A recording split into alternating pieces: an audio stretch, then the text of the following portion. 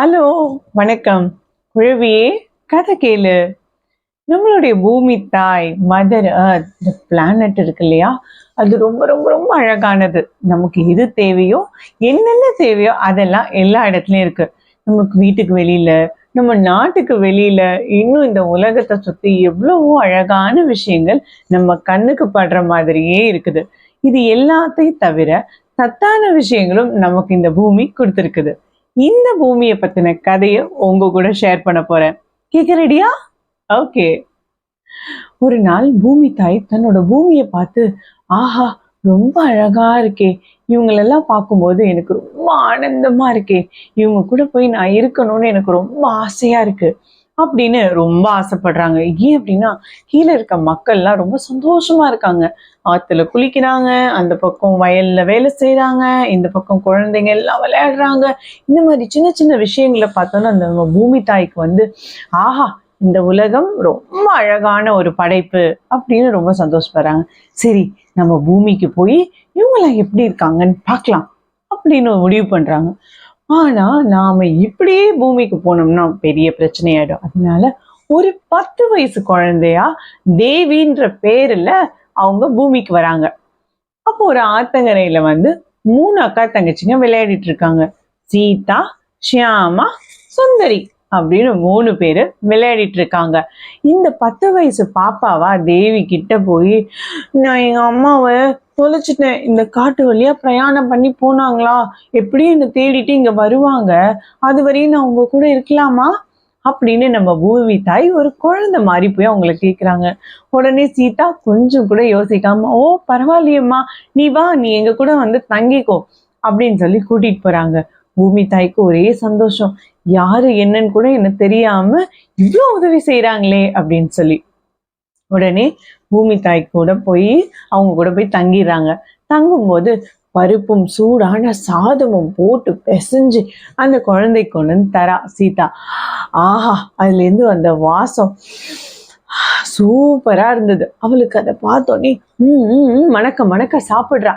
சாப்பிடும்போது அவளுக்கு மனசுக்குள்ளார ஒரு கேள்வி வருது பூமி தாய்க்கு. உடனே சீதாவை பார்த்து பூமி தாய் கேட்குறாங்க, சீதா, நீங்கெல்லாம் ரொம்ப சந்தோஷமா இருக்கீங்கல்ல அப்படின்னு சொல்லி அந்த குழந்தையான தேவி மாதிரி கேட்குறாங்க.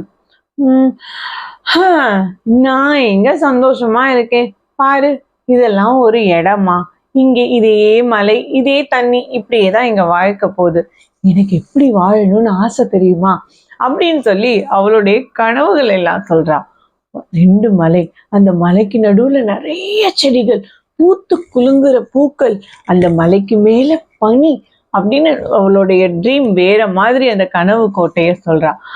ஆஹா, அந்த மாதிரி வாழ்க்கையை தான் நான் வாழணும் அப்படின்னு சீதா சொல்றான். சரி, அடுத்தது ஷியாமா, நீங்களாவது சந்தோஷமா இருக்கீங்களா அப்படின்னா, ஆமா, இது என்ன வாழ்க்கை, எனக்கு இப்படிப்பட்ட வாழ்க்கையெல்லாம் பிடிக்காது, எனக்கு எப்படி இருக்கணும் தெரியுமா, என்னை சுத்தி நிறைய விலங்குகள் இருக்கணும், நிறைய பறவைகள் இருக்கணும், அந்த விலங்குகளும் பறவைகளும் என்னை சுத்தி சுத்தி சுத்தி வரணும், அந்த ஒரு பெரிய காட்டு பகுதியில நல்ல ஜிலு ஜிலு ஜிலுன்னு குழுமையான பகுதியில நான் வாழணும், இப்படிப்பட்ட வாழ்க்கையை தான் எனக்கு பிடிக்கும், இந்த வாழ்க்கை எனக்கு திருப்தியே இல்லை அப்படின்னு ஷியாமாவும் சொல்றா.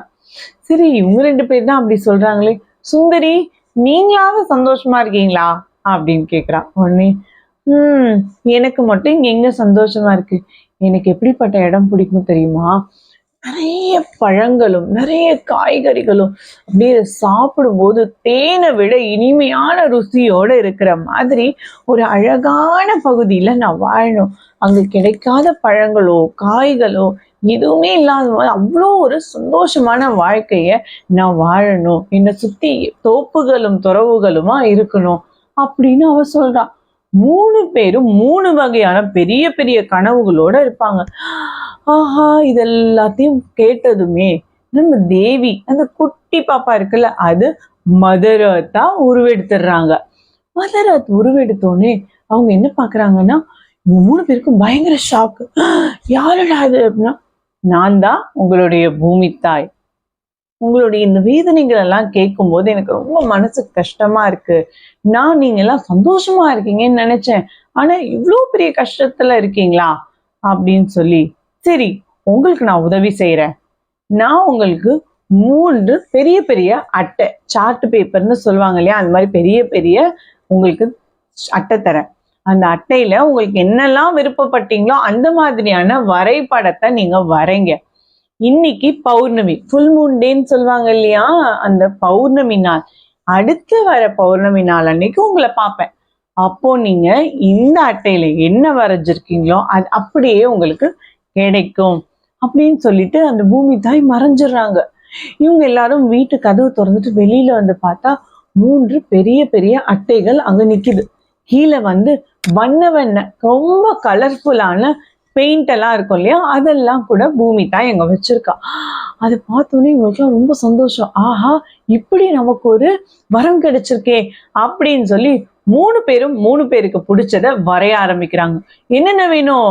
சீதாக்கு மலை வேணும், மலைகள்ல நிறைய பனி இருக்கணும், பனிக்கு நடுவுல நிறைய பூக்கள் இருக்கணும் அப்படின்னு சொல்றா.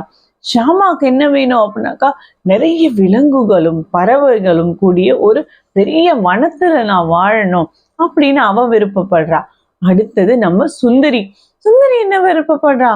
சுவையான பழங்களும் காய்களும் சத்தான உணவுகளும் கூடிய ஒரு தோப்பு துறவோட இருக்கணும் அப்படின்னு அவ விருப்பப்படுறா. 3 பேரும் வரைய ஆரம்பிக்கிறாங்க. அது வரையும் சந்தோஷமா தான் போணுச்சு. அதுக்கப்புறம் என்ன பண்ணாங்கன்னா, சீதா சொல்றா, இந்த மலைப்பகுதியும் இது எனக்கு சொந்தமானது, என்னை தாண்டி இங்க யாரும் உள்ளவே வர முடியாது, நான் கேட்டாதான் இவங்க உள்ள வரணும், இங்க இருந்து காத்து கூட வெளியில போக கூடாது அப்படின்னு ரொம்ப செல்ஃபிஷா யோசிக்க ஆரம்பிச்சாரா.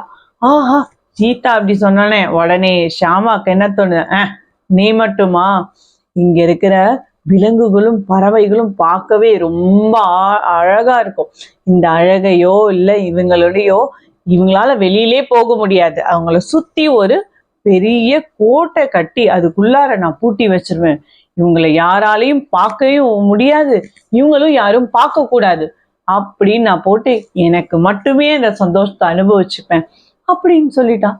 சரி, அடுத்தது யாருடா அப்படின்னு பார்த்தா சுந்தரி.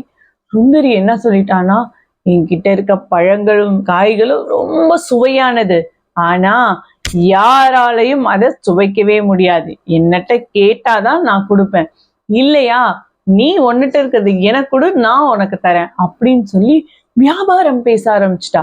இந்த மாதிரி ஒருத்தவங்களும் ரொம்ப சுயநலமா யோசிச்ச ஆரம்பிச்சிட்டாங்க.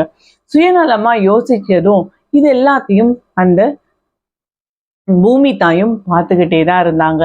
அப்போ என்னாச்சுன்னா, பௌர்ணமி நாள் வந்துடுச்சு.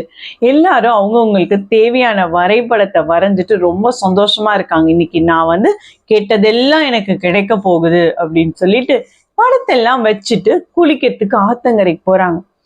இவங்க போயிட்டு திரும்பி வர்றதுக்குள்ளார என்னாச்சுன்னா, ஒரு பெரிய ஒரு சுழல் காத்து வர ஆரம்பிச்சுட்டு, அந்த காத்து வந்ததும் இந்த வரைபடங்கள் எல்லாம் பறக்க ஆரம்பிச்சிச்சு.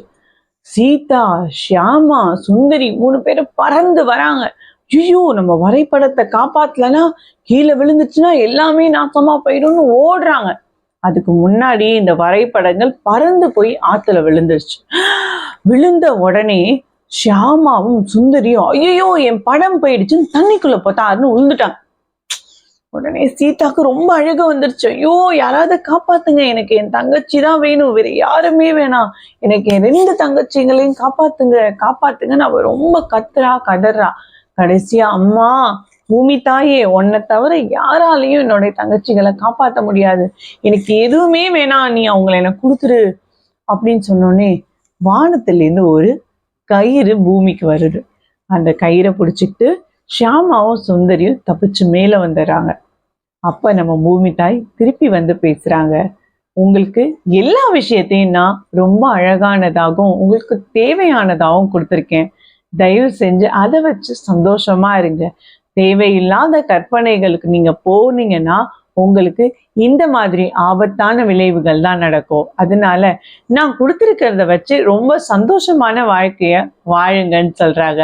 என்ன, பூமி தாய் சொன்னது கரெக்ட் தான், நம்மளை சுத்தி நிறைய நிறைய நிறைய சந்தோஷமான விஷயங்கள் இருக்கு இல்லையா, அதை வச்சு நாமளும் ரொம்ப சந்தோஷமா வாழலாம். என்ன குட்டிகளா, கதை பிடிச்சதா? ஓகே, அடுத்த கதையில உங்களை பார்க்கலாம். பாய்.